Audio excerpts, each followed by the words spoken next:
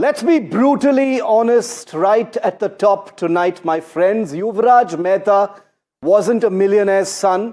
He wasn't a rich kid speeding in a Porsche, a BMW, or a Lamborghini. If he were, the response on Saturday night in Noida, very close to where I am bringing this show to you from, would have looked very different, and you know it. You wouldn't have seen officials standing on the bank shivering cluelessly.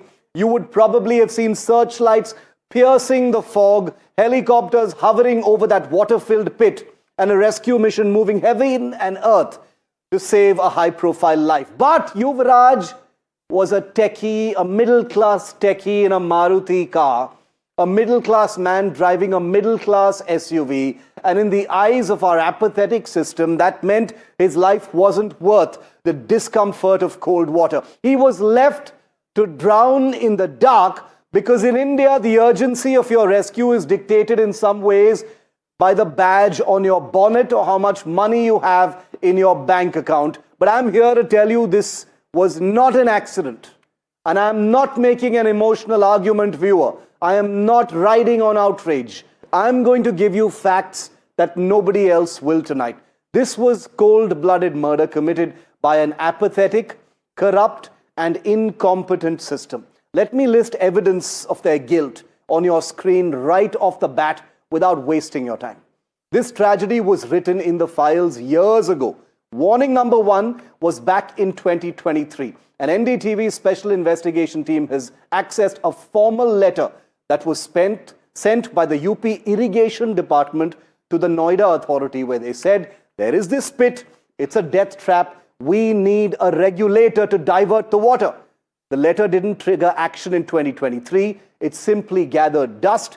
They bickered for 3 years over who should pay for this regulator, while the pit slowly turned into the death trap that it is.